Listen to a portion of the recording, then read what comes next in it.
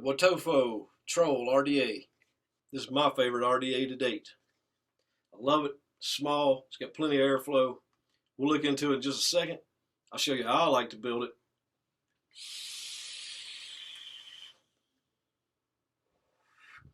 Today on this troll, we're going to do the Tippy's 2 paws crossed twisted Kanthal build. You ready? Let's do it. Live for another day.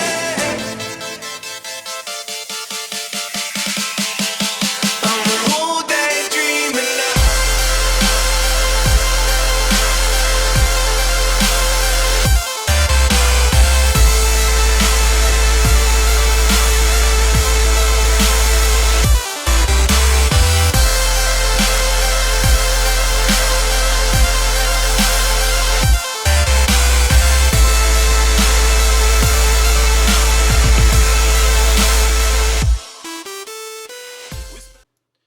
Go to the table. I'm going to show you how I like to build this thing.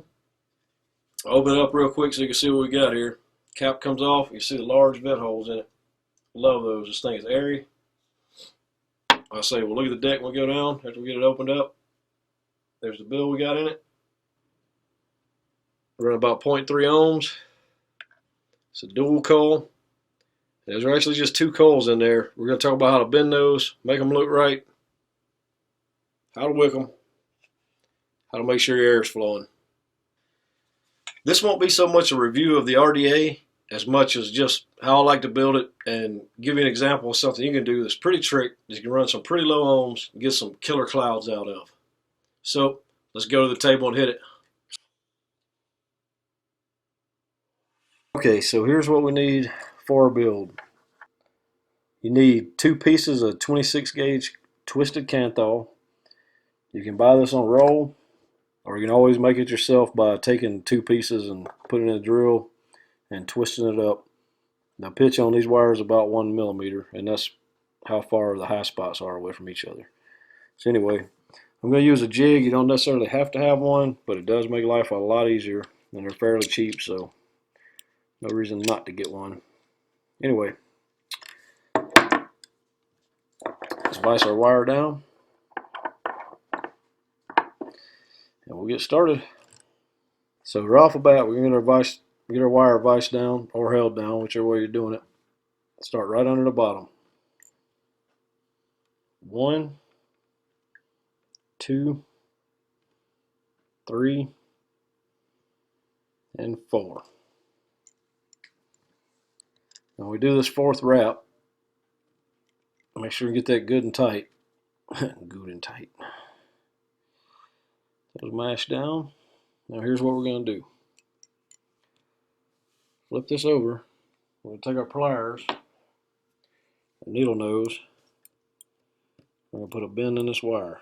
And what we're going to do is bend this wire back 180 degrees. And it'll take you a little working on it. Especially with this twisted Kanthal, this stuff is stiff.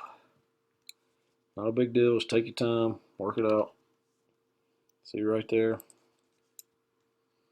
Kind of get it on there. Smash it down. Sometimes I even have to pull it off a spindle and like clamp it down a little bit. Just pull the wire out from it and clamp on it a little bit. I say, just take your time. You see how much time it's taking me. You don't get in a rush because you just end up crushing your coil. I had to start over again. So there we go. We've got a 180 degree bend right there. So let's mash that down. Now we're going to do, grab that piece of wire that we just bent down, right on the bottom.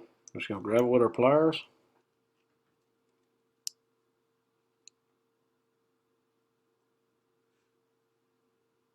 Just grab the whole bundle. We're just going to wrap this back around the other direction. So 1, almost lost it there. 2, 3, and 4. That's what you should have right there. You see one of them got a little out of kilter, not a big deal. Probably use my metal needle noses, just find something and kind of mash that all down. little diagonal right there.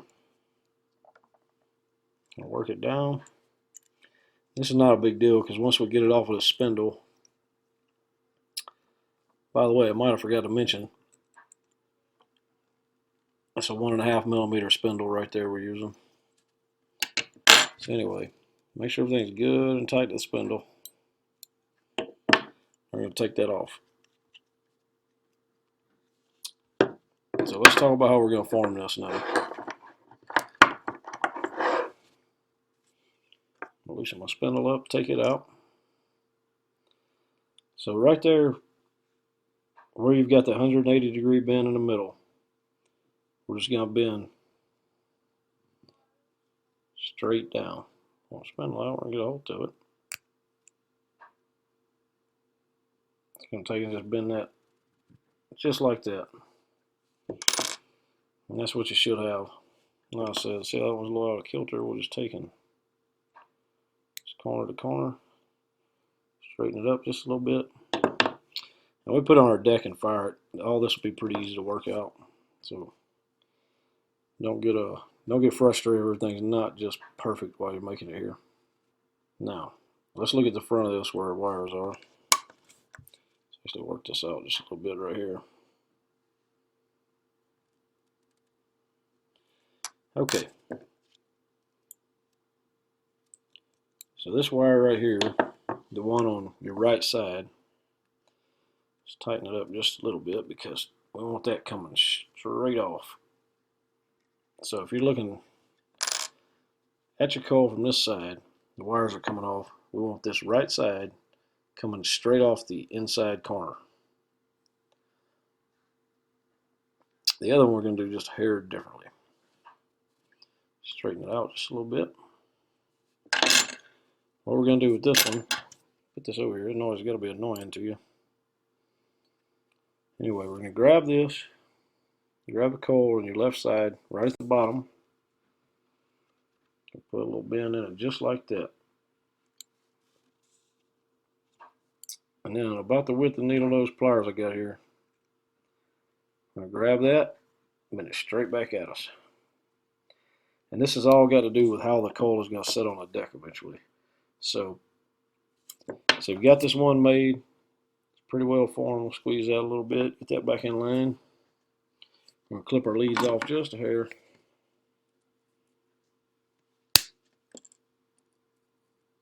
Well, you got kind of long to work with, so this is what you got left with. Okay. So make you one more of these, identical, and I'll meet you back here to put it on our deck. We got our troll deck and both our coils right here, so let's get to building. Let's take our first one. This lead that we've bent out right here is going to go in the outside post. The other one is going to go on the positive post in the middle. And what we're going to do is pull these up pretty tight to the deck. Just snug these down for right now. Don't tighten them too much because you don't want to get a bad spot in your wire if we have to pull back a little bit. So what we're basically looking for is about a 1/8 inch space between the coil and those posts. And once you get them snugged down, just reach in here with whatever you got. It can be a knife blade, a pair of metal tweezers, whatever. I wouldn't use my ceramic tweezers on this because they could break, but we're just going to work on these till we get them both on about a 45. That's 45 with the deck, that is. Those kind of worked out. You see it's kind of a little long here. And that's what I was talking about when I said don't tighten these down too much. Loosen that up and sneak that back in just a little bit so it's pretty even.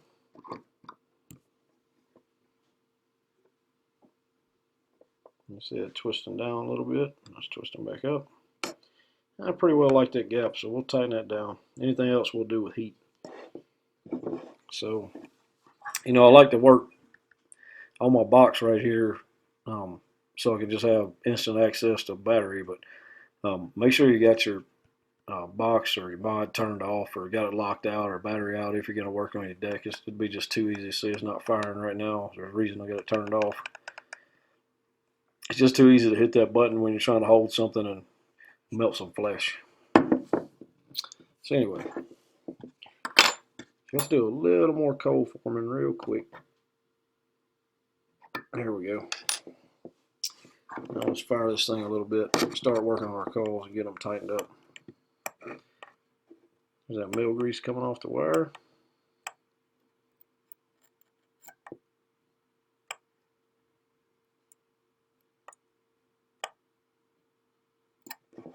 Just work on these until you've got them really nice and firing evenly and everything else.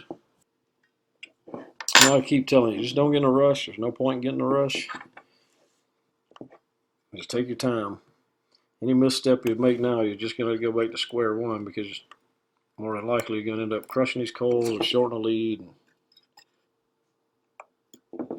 And these are more of a pain anyway, just because you got two coils here basically that are working independently of each other. So anything you do here just stretches the other one out. What you can do is kind of hold one, let it get hot, move over here and squeeze this other one just before it cools off. We're getting pretty close to what we want there. Okay. We got two coils that are firing pretty well. I say let's go ahead and clip the back of these off.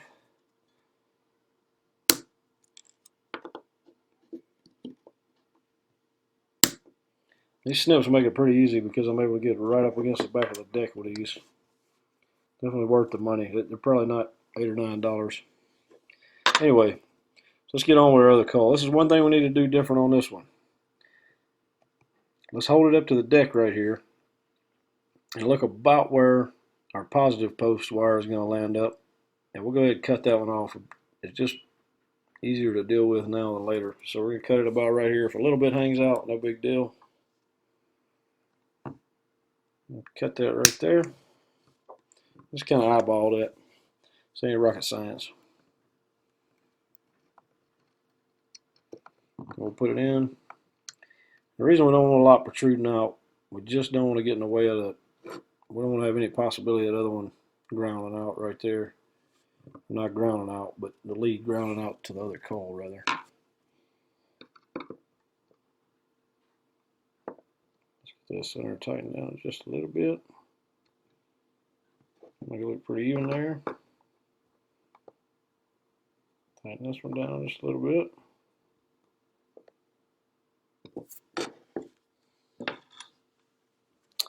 I'll start working on these. Turn that mill grease off a little bit.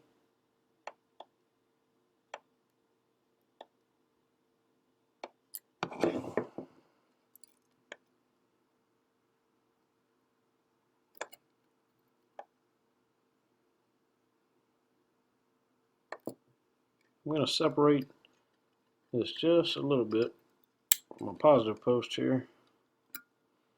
Just a hair.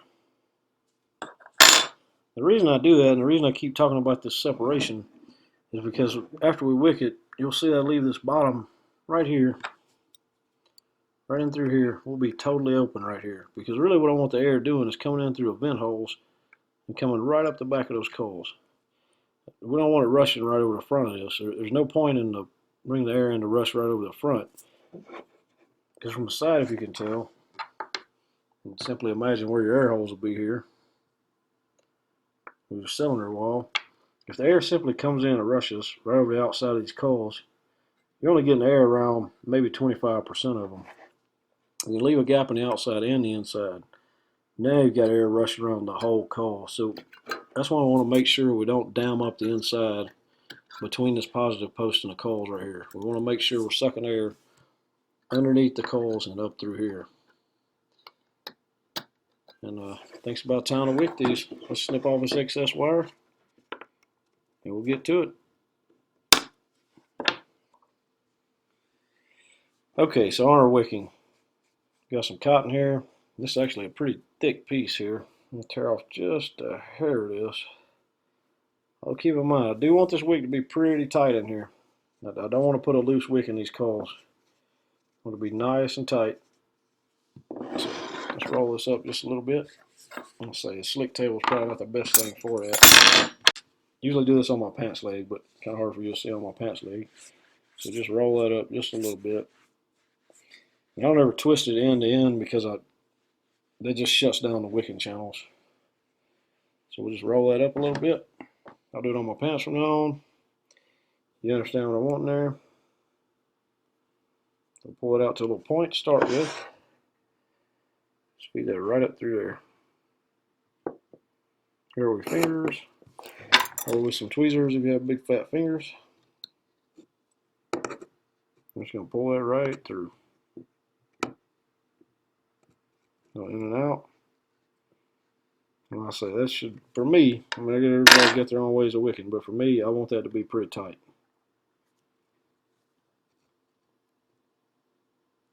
Stick this back through here.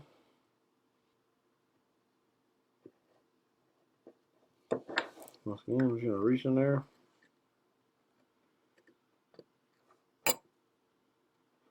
Have that with the tweezers.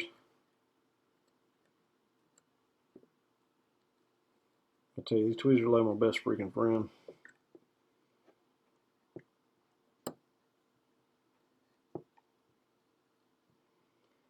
On top of these coals, I'm not going to leave much hanging out. See that little tuft right there is already getting in the way of exactly what I was talking about. I'm gapping that positive post right there. So we're going to pull most all that through. You don't want to pull it so tight that you put a bind on your coils. Well, let's go ahead and pull that out until you don't have a whole lot sticking up there. So these coils can still have some shared wicking, but we're also not blocking off our airflow right here. When we get through wicking, we'll adjust that a little more and make sure it's out of the way. Okay, let's trim this a little bit. And trim our left side, about that long. You know me, I always take my tweezers, fluff all this cotton up a little bit. Don't like it being all rolled up. So I'm always gonna wick better if you got more air in it. More air, more channels. I'm not saying you want it completely loose, but always sort it out like that. Let's just grab this, run it straight under here, and we're just gonna stick that. You see right there between the positive and negative post. So this wick right here, we'll just kind of eyeball measure it, because what we're going to do is lay this down in our juice well and come back around with this one. So right about there is where we're going to want to cut it.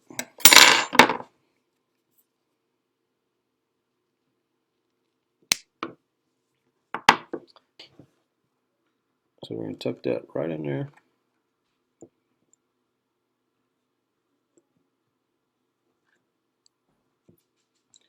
What we want to make sure of here, take all those little loose ends down in the bottom. What we're going to make sure of is that we got an adequate gap right here.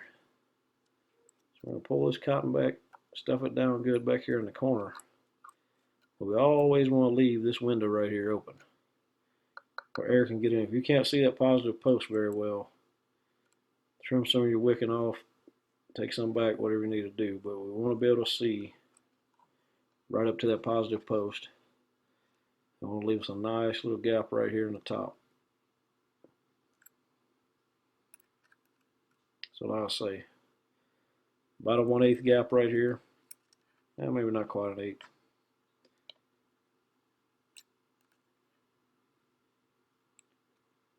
Maybe not quite an 1/8. Probably about a 3/32 gap, something like that. And that's fine. Air can get through 3/32. I'll say, not rocket science. So let's make sure we leave a gap right there in between those leads, and we can see the positive post through this cotton. So we'll go ahead and wick the other side real quick, and we'll put some juice on it. Okay, so we got everything wicked up. We can see our positive post on both sides. We got a good air gap. Let's put some juice in this thing. Make sure when our cotton swells up, it looks like we want. Just drop this on there wherever. It'll soak it up. We're using some Max VG e-liquid from Kick-Ass E-Juice. This is their, I think it's called Kick-Ass Custard. Really good. Anyway, wait till our cotton's kind of soaked it up. Gets pretty saturated. Now we'll lightly fire our coals here in just a second. So let's turn our box back on.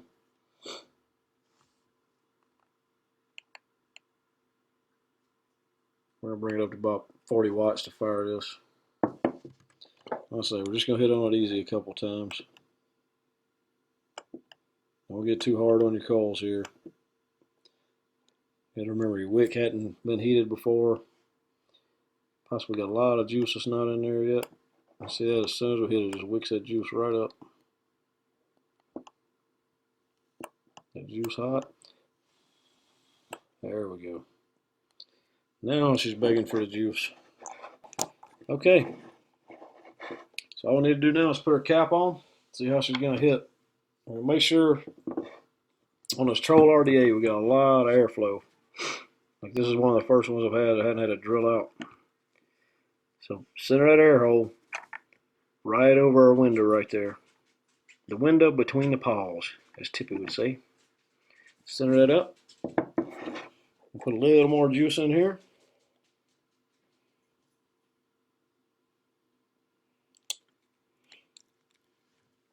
Put our top cap on. Both air holes open. Drip tip. Well, there she is. Let's vape on it. See what we think about it. Well, we're back. I hope your build went well. Or maybe you're just thinking about trying it. Either way, dripping this kick-ass e-juice. You got to check this out. It's like a glue bottle full of e-juice. 120 mils, $22. Look them up. Probably do a review later on this stuff. I know we did the super expensive 5 pounds as one of our first video reviews. We're actually going to do the super cheap kick-ass e-juice, which I got to tell you is killer for a price. We'll talk about that in another video, but check them out. Okay, back to our build. Now, unbeknownst to you, I spent a day with this build after I got it completely done because I'd only ran a single coil setup like we've been looking at previously. This was my first time of doing the dual kind of TPs, the Tippy coil. I got to tell you, I love this thing. I got to tell you, to be such a small RDA, this thing holds a world of juice. It's nothing for me to get 10, 12 drops down in it. I'd say you hit it probably 15 to 20 times before you start getting dry. Of course, I'm not taking 15-second pulls on it either. But how does it do? We got a Sigelli box, around 80 watts. She's laying it down.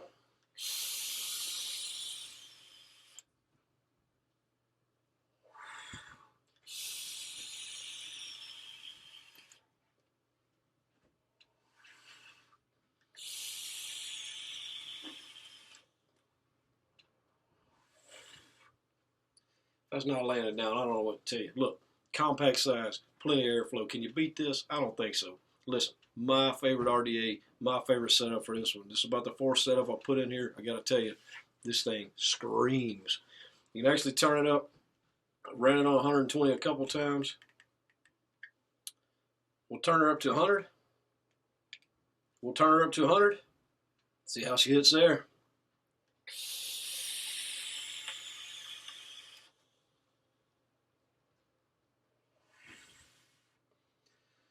Look, definitely a warmer vape, but this thing's got so much airflow you could just pound the watts to it. Let's see. I turn this thing up as if we were running 2 batteries in a series like you would have on some of the boxes. So, look, go straight to 150, 7.3 volts. Let's drip a little bit.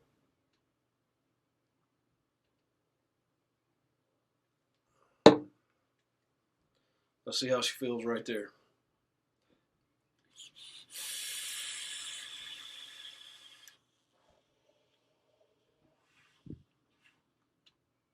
$150 watts, 7.3 volts. Too much for this setup. If you got a box mod that's running series by any chance, and it's pumping out 7.1 volts to your atomizer, you're going to want to build with a little more resistance. 0.3 is just a little low for that.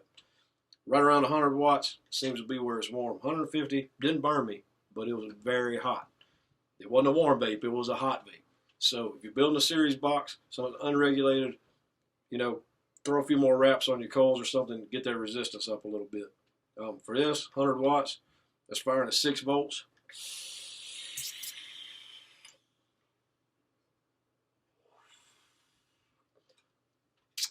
Perfect. Perfect. Look, step back. Let's take a look at the clouds.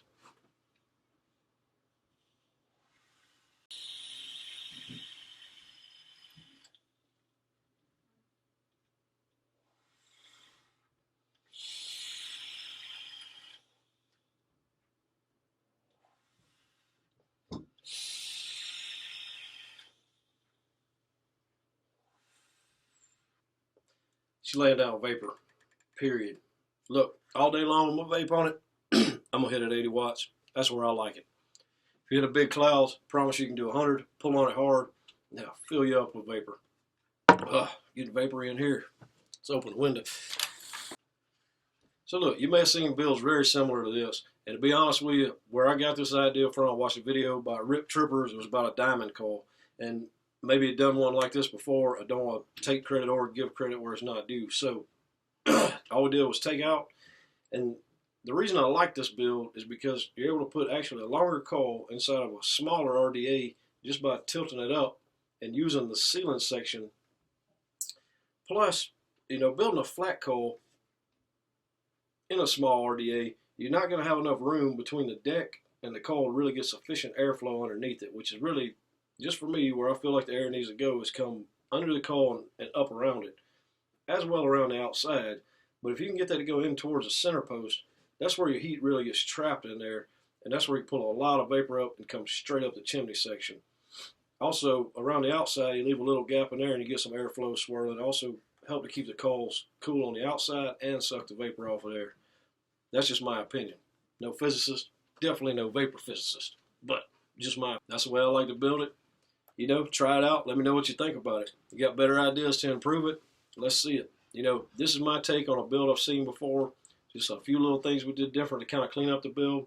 Let's face it, everybody likes a clean build. So, pretty nice clean build, running at 0.3.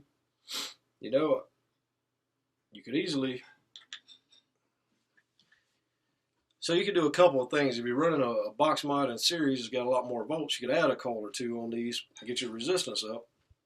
It would easily fit in here, wouldn't be a problem. Or, if you're running on a mod, you want to come down to 0.2, you know, 0.18, 0.2 range to be pumping out a little more watts. You can always cut a coil off either side. Run 3 coils on either side, 6 total. It should put you right around 0.2. I'd have to look at the calculator to be sure. But, you know, you can adjust this to your liking.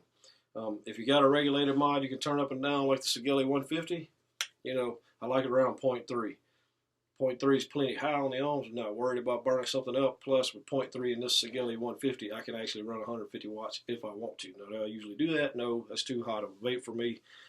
With 0.3, I'm not pumping out a hell of a lot of voltage to get that 100 watts or 80 watts that I'm looking for. 80 to 100 is where I kind of like it on this RDA with this airflow. Another thing I love about this RDA, didn't have to drill it out. It's the first one I've had that I hadn't had to drill out to get decent airflow out of. I'm sure there's plenty out there. I just don't have them. So, look, big shout out to Steven at the Old Tobacco Shop in Dickinson, North Dakota. That's where I picked this RDA up. He's always, you know, cutting me in on the stuff he gets down there. I was really happy to get this one. He kind of talked me into it. I didn't like it at first because, you know, it's kind of white. It wasn't my thing. But I got to tell you, I love this. If you see me out of town, this is what you'll see me toting more than likely. So listen, hope you enjoyed the video. Hope you learned something. Hope you get your build on.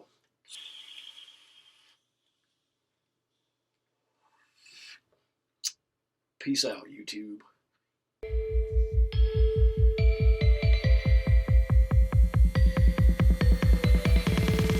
And the cracks begin to show.